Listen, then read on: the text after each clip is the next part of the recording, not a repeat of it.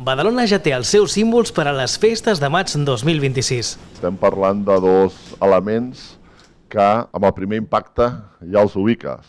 Ja ubiques el seu significat, és a dir, que m'agraden molt, és a dir, que crec que representen perfectament el que és la nostra ciutat. El dimoni d'enguany, obra d'Àlex Prats, reivindica Badalona com a bressol del bàsquet coincidint amb la Final Four. Vaig veure que se celebrava aquí aquesta competició de bàsquet de la Final Four i vaig dir que era el moment per fer un dimoni sobre el bàsquet, a sobre sumant que venim d'aquesta tradició del bàsquet a Badalona, que som el bressol, etc.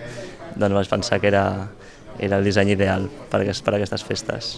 El cartell d'Andrea Macias, Guillem Vidanya i Carlota Daura il·lumina tots els barris de la ciutat sota la llum de la cremada. La idea de nosaltres del cartell era de representar la nit de Sant Anastasi i tota la ciutat abocada, amb elements amb edificis característics de tota la ciutat, des de nord fins a sud de la ciutat, amb els mocadors, pels balcons, també com una cosa característica.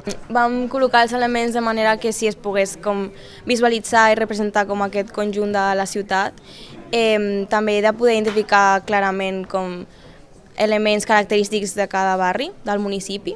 Veure com la gent parla de «Uau, que guai és aquest cartell» i per dins pensar «Uau, doncs aquest cartell l'he fet jo», saps? I atenció al mocador, color granat. Jo diria que tirar més cap a vermell. I amb un missatge clar, orgull badaloní.